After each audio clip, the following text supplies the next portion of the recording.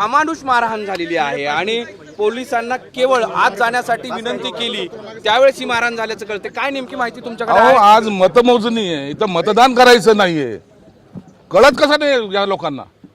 आणि ते प्रतिनिधी आहे, त्यांच्याकडे आय कार्ड आहे, आय कार्ड आलं काउंटिंगला चाललेत ते। एवढा सेन्स नसा या पोलिसांना? एवढं कळू नये यांना? ते मारहाण पाहिली तुम्ही? आता जनावरांसारखं मारलं त्यांना। कसली मस्ती यांना? सीपी म्हणतो माझा डीसीपी इथं आहे, डीसीपी म्हणतो एसीपी इथं आहे, एक अधिकारी इथं दिसत नाही। यांना तातडीने यांच्यावर कारवाई झाली पाहिजे।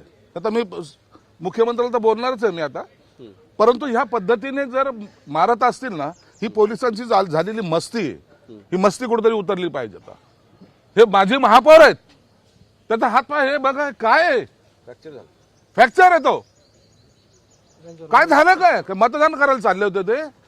मग मोजणीचा टाइम आहे ना।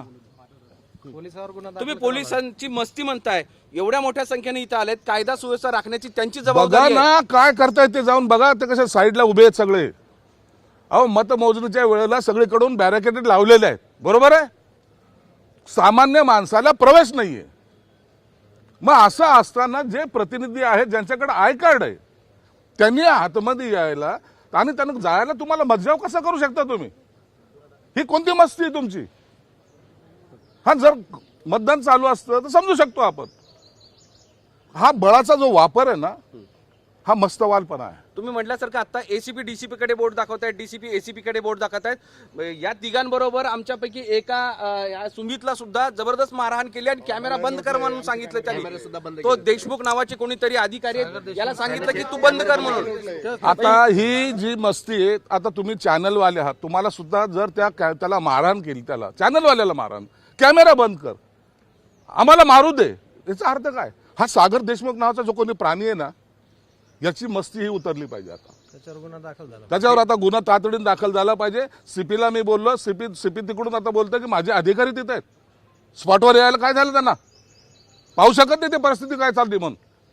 कायदा सुव्यवस्थेच्या गोष्टी पोलीस करतायत, माजी महापौर आहेत, त्यांना अशी अमानुष मारहाण आहे, सर्वसामान्य लोकांना अशा पद्धतीनं पत्रकारांवर हल्ला केला जातोय। पालकमंत्री तुम्ही आहात, थेट कारवाई करणं अपेक्षित आहे असं वाटत नाही का? मी थेट कारवाई करायला तर सांगणारच आहे, आणि ऐकलं नाही ना मी तर काय करेल मी सांगतो तुम्हाला। हा राग संताप उगाच येत नाही। माझी महापौर आहेत, ते कार्यकर्ते बघा त्यांच्या म्हणजे आरोपीला सुद्धा जेवढं मारल्या जात नाही ना त्या पद्धतीने मारहाण केलेली। आम्ही शांतता राखायचा प्रयत्न करायचा का आम्ही बिघडायचा प्रयत्न करायचा? कॅमेरामॅनला म्हणता कॅमेरा बंद कर, याला हे कर, अरे तुम्ही चाललंय काय तुमचं? पण तुमच्या सत्तेमध्ये तुमची मुलगी इथे उमेदवार असताना सुद्धा मध्ये जाऊ शकत नाही, ती बसलेली आहे, ती म्हणतात की माझ्या कार्यकर्त्यांवर हल्ला झालाय त्याच्यावर कारवाई करा, आणि तुम्ही स्वतः पालकमंत्री आहात। काय करायची ती निवडणूक? आम्हाला काय त्या निवडणुकीमध्ये पडलंय? कार्यकर्त्याला जर लाठीचार्ज होत असेल तर माझा कार्यकर्ता जखमी, मी जाऊन काउंटिंग करू?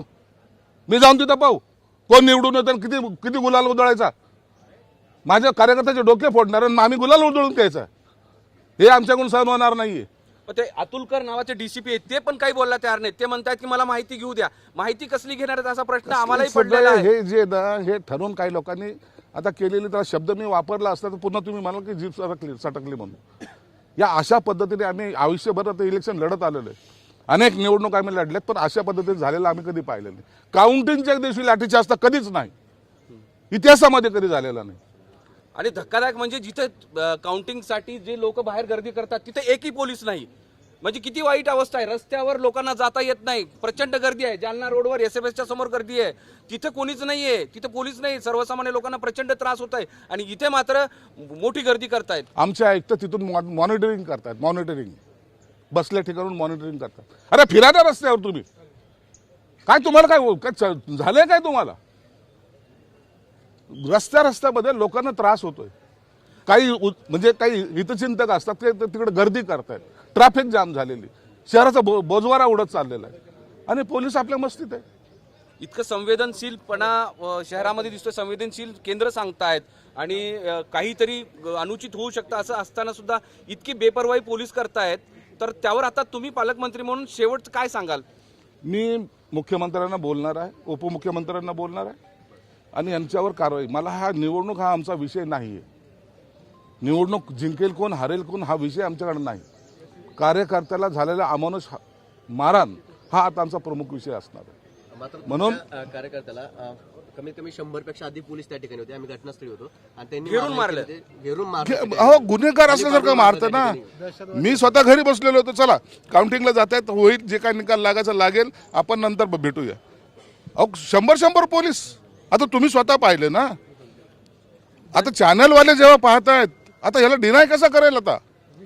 त्यामुळे त्यांनी जाणून संपूर्ण कॅमेरा बंद केले आणि घेरून मारलंय खाली पाडून एकदम असं. हे बघा, विकास जैन यांना घेरून मारलंय. आम्ही घटनास्थळी होतो सगळे. हे घटनास्थळी आता हे तुम्ही आय विटनेस आहात. चीड काय येते ना, यामुळे येते चीड. पोलीस कुणाचे असो, सरकार कुणाचं असो, तुम्ही तुमचं कर्तव्य बजावताना नेमक्या कोणत्या ठिकाणी बजवायचं हे समजलं पाहिजे ना.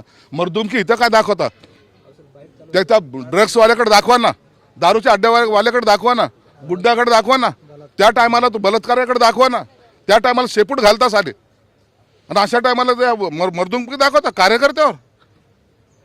हे सगळे हप्तेखोराची जी चाललेली मस्ती. जाणीवपूर्वक टार्गेट त्यामुळेच आता पालकमंत्री जाणीवपूर्वक टार्गेट केलं जातं असं वाटतं. हे सगळं ठरवून पोलिसांची मस्ती याशिवाय दुसरा शब्द नाही याला. मी पुन्हा सांगतो, काउंटिंगच्या दिवशी अशा तेही बूथच्या आतमध्ये ज्यांच्याकडे आय कार्ड आहे, ज्यांना प्रवेश दिला जातो, त्यांच्यावर लाठीचार्ज करणं हे अमानुषपणा आहे.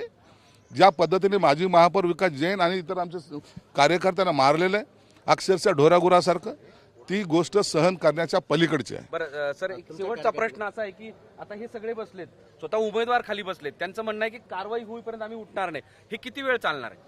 कारवाई झाल्याशिवाय आम्ही तिथून त्यांना ते हलणार नाहीत. आता मी सीपीशी बोललो, सीपी फोन कट करतोय, म्हणजे आताही त्यांना उत्तर देण्यासाठी त्यांच्याकडे जागा नाही, हे निश्चित आहे. तुम्ही जाणार आहे त्यांच्याकडे आता का? नाही, मला जावंच लागेल, मला जावं लागेल. आता मी या कार्यकर्त्याला वाऱ्यावर सोडू शकत नाही. आम्हाला निवडणुकीपेक्षा कार्यकर्ता महत्वाचा आहे. तर तुमच्या कार्यकर्त्यांनी त्या अधिकाऱ्यांना घेरावा देखील घातला होता, जबाब विचारण्याचा प्रयत्न केला होता, मात्र त्या ठिकाणी पळ काढला. पळून गेले सर्व. आता पाहतो मी काय करायचं.